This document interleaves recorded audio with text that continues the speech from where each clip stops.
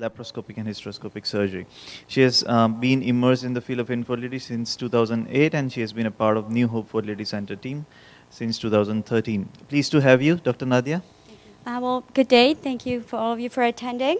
I'm going to try to make this very light and very simple. The name of the talk is Gonadotropin-free IVF versus classical IVF.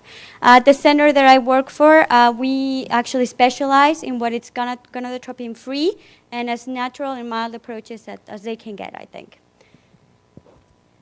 Well, the natural IVF has been around since the very beginning. The first baby that was conceived from IVF was actually produced from a natural cycle with no medication. We all know by Patrick Patrick Steptoe and Robert Edwards. However, the late trend has been to increase or improve the ovarian stimulation medication, with of course can change the attitude towards gaining more amount of oocytes, but also compromising the quality of them.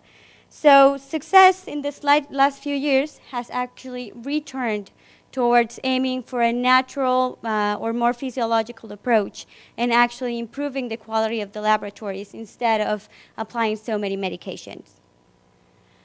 Well, the classical IVF, or the most used approach, which are long protocols, are usually based on large amount of medication, daily injections for several weeks, and that can also come with the complications that we already know, which is hyperstimulation, multiple pregnancy, and with the multiple pregnancy can come several other things like premature babies, and of course the long-term effects that we're not all said yet, which is cancer and the malformations in the babies. So the development for mild protocols have started. The first and the as mild as it can get, which is a natural IVF, basically consists of just following a natural woman's cycle with monitoring the growth of the follicle, and then according to the LH search, retrieving that oocyte and performing the IVF in the laboratory. This has its pros and its cons, like everything. It requires a lot of monitoring and a very round-the-clock laboratory and facilities in order to do the retrieval at the proper time. This can also come with a rather low at first sight pregnancy rate, which is between 7.2 and 15%, but offered as a series of cycles can actually improve the rates. Because it's such a natural approach, patients are more likely to accept a second opportunity or a second cycle. They don't have to wait for the medication to draw. They can just start on the very next cycle, so which makes it more appealing, especially to a certain population that already had some hormonal-dependent cancer or are very against the use of hormonal medication, or even for patients that are a little bit older and do not respond very well to medication. This is also a very good approach. However, at least in America, the use of natural IVF is very, very limited. The SART actually reported that for 2006 and 2007, only 13 and 16% of the cycles, or the clinics, used natural cycles. And of this, only 1.5% were actually natural cycles, which is a very, very low rate. Another interesting thing would be the use, like I said, of age in patients. If you see in patients younger than 35-year-olds, most of the cycles were actually stimulated, as opposed to the patients that are a little bit older than 41. Almost half of the cycles were unstimulated IVF. One of the main concerns is actually the change in the pregnancy rates. But as we can see here, the change or the use of natural cycles do not compromise the results in pregnancy or live birth. Patients less than 35-year-olds, we get pregnancy rates of over 35%, which is actually an average percent of what can be offered in a regular IVF. 35 to 37, which is also a large amount of our population, can also be expected between 35 and 40% of pregnancy rates. And even patients that are 41 and 42-year-olds, at least in our practice, are patients that for some reason have been rejected by other cycles or have not responded to classical IVF or conventional IVF, and they come to us expecting a more natural approach, and we can actually offer them a pretty good pregnancy rate probability. Also, live birth, it's actually very high. Per cycle, the clinical pregnancy is 9.6, and live birth it's 7.3. Per retrieval, it's 13.5 with live birth of 10.4. 10.3, I'm sorry, and per transfer is actually 26.1, which is also a very, very good percentage. As we can see here in this particular report, the pregnancy rate does not vary. It actually increases in patients over 35, all the way to patients over 41, except for that particular age over 42 where the response has not been as well. However, like I said, this needs to be offered as a series of cycles. So usually per cycle, the percentage is not as great. Other aspect of natural cycles are the different complications, or can be perceived as complications, like premature LH rises and, of course, the premature ovulation that come hand in hand. Premature LH rises will usually requires, like I said, a lot of blood taking and close monitoring. But because it's a natural cycle, patients will be more likely to gladly accept to go through the next cycle. If they're set on a natural myostimulation, the fact that they had one ovulation, especially if it's detected prior to going to the OR, psychologically they can take it better, and they'll agree to go ahead with one next cycle. And actually knowing how that patient's body and cycle works will diminish the probabilities of it happening again in the next cycle. And also the reduced chance for successful oocyte retrieval. One is, well, being very close or paying very close attention to the LH rise. And other, well, it's usually, there's always a percentage of follicles in which the egg cannot be retrieved. But like I said, just because it's such a simple approach, most patients will gladly accept it as long as they were told ahead that the possibility is there. For most conventional cycles, when we have, let's say, 10, 15 follicles, if we get 12 or 13 eggs, the shock is not as big. They don't even take notice or consideration. But when we're expecting that one egg and it's not retrieved, it can come a little bit harsher.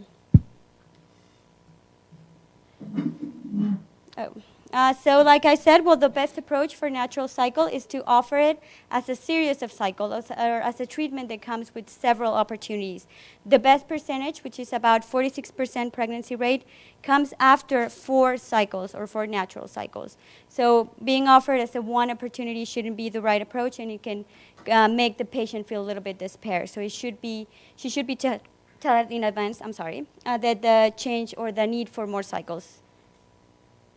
What we can do to prevent these particular complications is what's called a modified natural IVF. The use of antagonists have actually made this more predictable or more approachable cycle. These have been used since 1985 and has also allowed for, even with mild stimulation, to be more acceptable or be more controlled for us physicians. There are 3 ways of actually doing this. One is a single large dose about the 8th day of stimulation, which at least in my country is not available, so we usually go for the daily dose. And it can start on a fixed day, which is the day 6 usually, or as a flexible protocol, which is when the follicle is about 14. And that's what's usually reported. However, we most of the times don't use it, or use it when the follicle is closer to 17 or 18, in order to reduce the amount of gonadotropin backup that you have to give when you start this medication. Most of the studies for this particular approach are in poor responders, so the pregnancy rate is actually very low, between 0 and 14%. So more studies are needed in younger and better prognosis patients to actually determine whether or not this is actually a good approach. However, well, there's a very good study by Pelnick in 2006 that talks about the cumulative pregnancy rates after all three cycles of minimal stimulation. And well, this is a multi-center study. This actually gives us a rate of 8.3 and up to 20.8% pregnancy rate with 3 cycles in 844 patients, all of them younger than 36. It's actually the only study that I was able to find that approach younger and better prognosis patients. Another use for mild stimulation is actually the use of citrate of clomiphene, which has been also used for a very, very long time. Most of this approach has been used in the first days of the cycle, either for day 3 to 7 or for day 5 to 9, which actually comes with what the maker suggested, which is 100 milligrams per 5 days, no more than 500 milligrams per cycle. What we do is actually use that same dose, but a 50 milligram every day, since citrate of clomiphene actually blocks the feedback on the very beginning of the high estrogen to make the FSH just continue to stimulate and give it a natural cohort of follicles. we thought that it could also be used to prevent the feedback close to the mid-cycle with the high of estrogen and actually prevent the LH rise, which give us a little bit more control in those natural cycles and has helped us prevent the premature LH rise and the premature ovulation rate. However, well, there's no real study that can actually confirm this because most studies, like I said, combining citrate or clomiphene have been used like the markers approach has said. Well, I found these two particular ones, which actually combine the clomiphene citrate with the follicle stimulation hormone and recombinant luteinization hormone with the long protocol that has long been used. And what we've been able to see, it's a very large decrease in the amount of ampules that are used, the medication, the amount of days required for the stimulation, with absolutely no change in the pregnancy rate. In that particular study, the pregnancy rate was 42.9. In group A, which is the group that used citrate of clomiphene, and in group B was 36.6, which is non-significantly, but however, it was a little bit higher and proof that at the very least there is no change in those rates. For the other study, which is also from Fertility 2002, which is minimal ovarian hyperstimulation for IVF, also comparing with the long protocol, this was used with or without the GnRH antagonist. It was seen that there was absolutely no change in rate whether or not you decided to use the antagonist. Of course, it was a little bit more comfortable for the physician because the use of the facilities and the triggering was a little bit more programmed. But as far as pregnancy rates, it pretty much showed what I told you in the first study, which is a diminish for about 2 to 3 days to stimulation, diminishing the amount of ampules for about 1,600 with the long units with the long protocol to about 1,200 with the protocol combining citrate of clomiphene, and absolutely no change in pregnancy rates.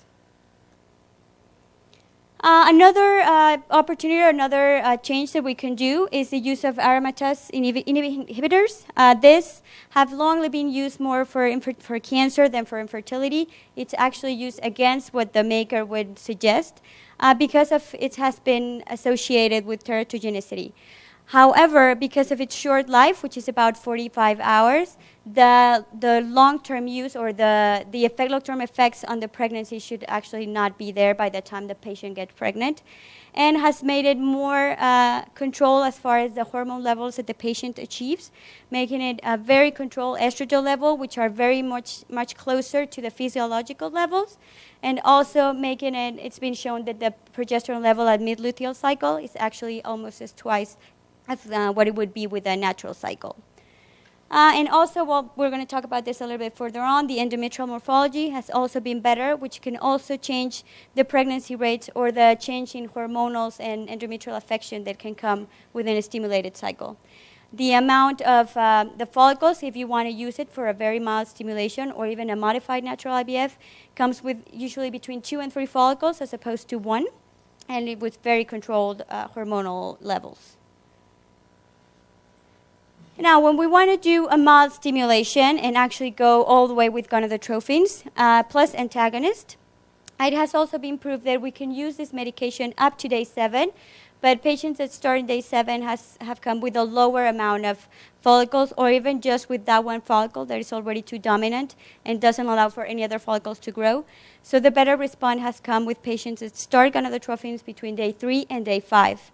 The classical IVF usually starts on day 2, which actually impairs the body's natural way of selecting a better cohort.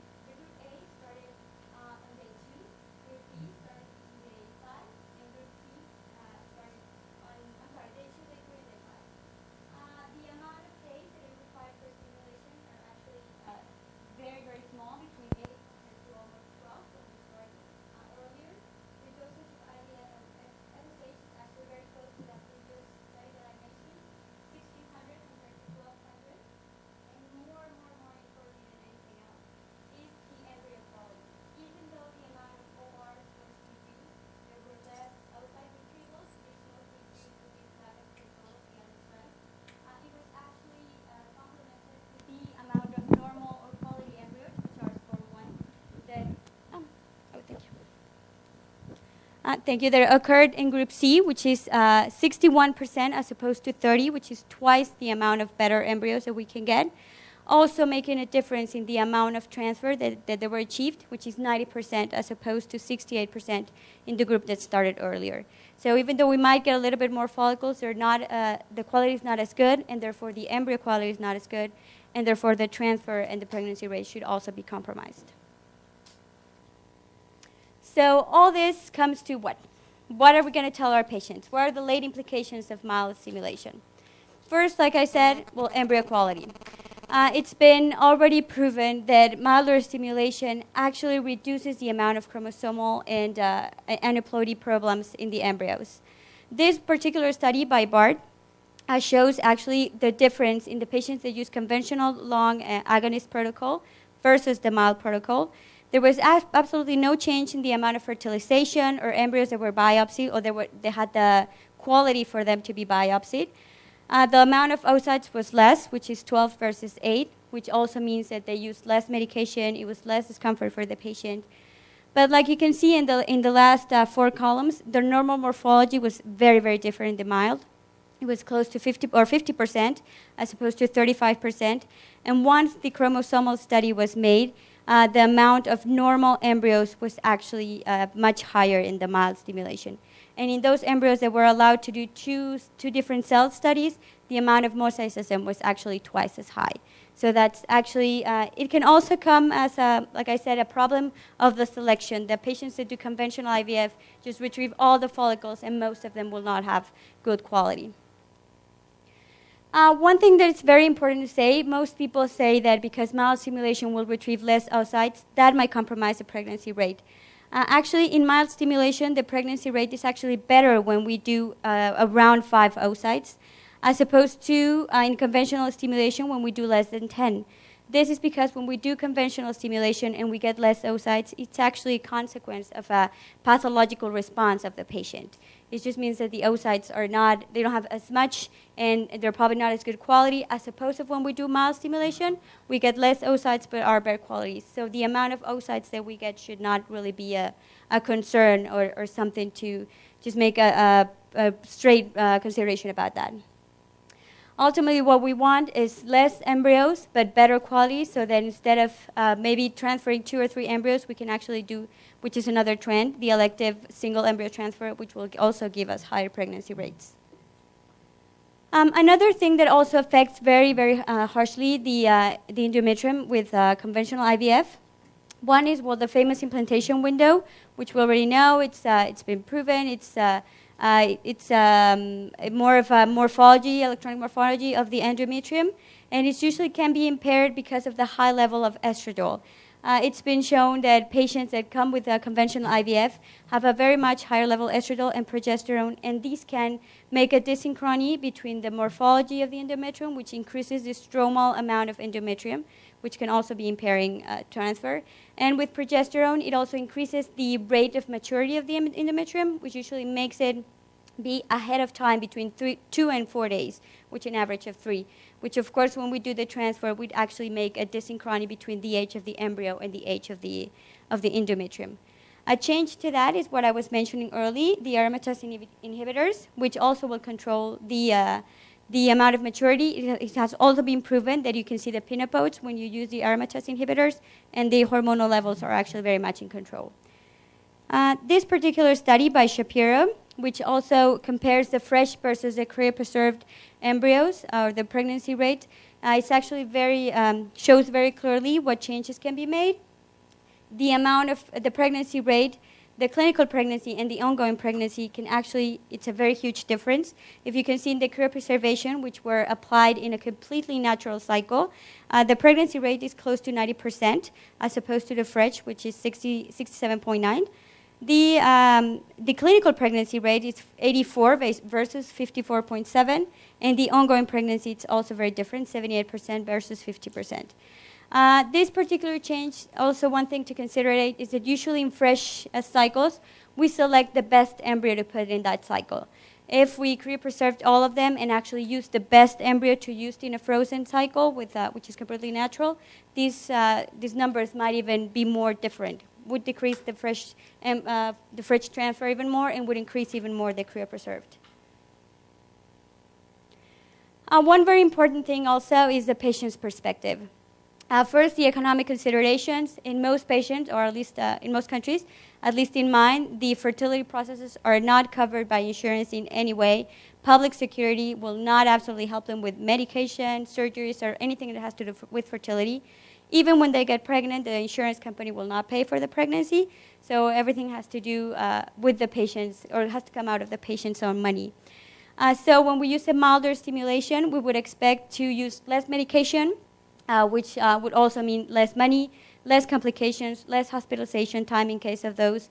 Even for the baby, we would expect a healthier baby, no prematures, or at least decrease the amount of those, and would also help the economic considerations. Other is the stress. Stress also, at least in my country, be very related to the economic ones. But even in countries where all the processes and all medications and everything related to fertility is covered by the government, even then the stress level is very much compared to divorce or death in a family. That amount of stress is just that high. So if we could decrease the amount of medication, the amount of discomfort, the amount of hormonal changes that a woman goes through would usually also very much diminish the amount of stress. Most people will just drop out because the stress is too much, and then that would also affect, of course, the results, because we can't really offer them a chance of pregnancy if they drop out in the middle of the treatment. Complications. There hasn't really been any study that actually tells you how much money is actually spent on complications, and there are a lot of that resolve themselves, so they're not actually reported. But we all know the hyperstimulation syndrome, which is the most common one. In multiple pregnancies, everything that can come with the pregnancy, hospitalization, and even after the babies are born are also to be very, very much considered for. And well, the failure in the treatment. After investing so much money, so much discomfort, so much pain, and not being able to offer a very good prognosis, well, it's very disappointing both for the patient and for us. So actually doing a milder protocol will make the patient stick longer to the treatment and will help us offer them a better chance or prognosis. So to sum up, the current ovarian stimulation approaches, one is very time-consuming, the conventional, high cost, much patient discomfort, has a lot of complication. The long-term health also is something that needs to be approached. There's a very high dropout rate. The hormonal levels, that are very, very much over what the physiological level should be. It's also something to consider as far as cancer and even the changes that it can do within the cycle.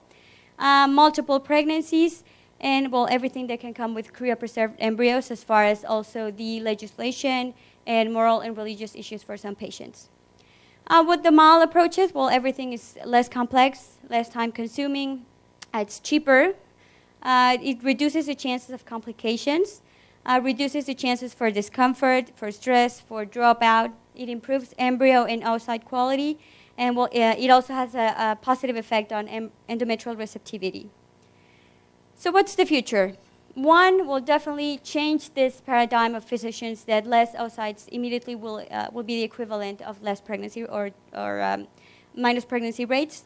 We've seen that that's not the case. Hopefully one day some insurance will pay for fertility treatment, so more people will have access to that. IVM, which is also something that's already on its way, it still needs to go a little bit further because the pregnancy rates are between 10 and 15%, but it's something that it's already on its way. And will basically just offer the patient a very good chance of one healthy baby. So thank you so much.